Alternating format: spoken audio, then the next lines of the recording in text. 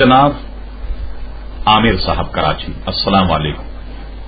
ہم آپ کے ممنون ہیں کہ آپ نے ہماری ویب سائٹ اہلسنت.نیٹ پر آپ نے یاد فرمایا۔ آپ نے یہ پوچھا کسی شخص کا انتقال ہو جائے، اس کے ذمے نمازیں باقی ہوں تو شرعاً اس کا حکم کیا؟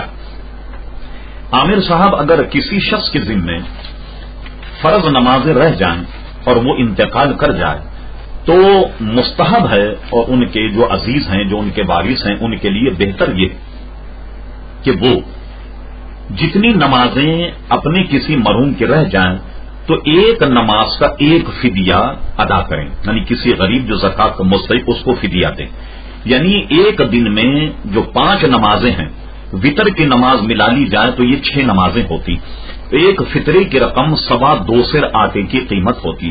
اب اندازہ لگا لیجئے جو آٹا آپ استعمال کرتے ہیں، ایک نماز کا عوض 2.25 سیر آٹا ہے۔ فرض کیجئے کہ 2.25 سیر آٹا اگر 30 روپے کا ہوتا ہے تو 30 روپے کا آٹا ایک فدیہ ایک نماز کا ہوگا۔ 6 نمازیں ایک دن کی حساب کر کے آپ یہ 30 روپے 6 نمازوں کے الگ الگ ادا کیجئے تو یہ ایک دن کی نماز کا کفارہ ہوگا۔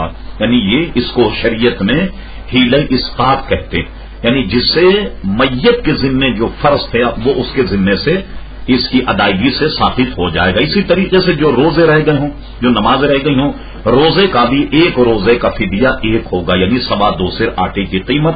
جب بھی اپنی میت کی جانب سے یہ آپ ادا کریں تو انشاءاللہ امید ہے کہ اللہ تبارک و تعالی ان کے گناہوں سے درگزر فرمائے گا۔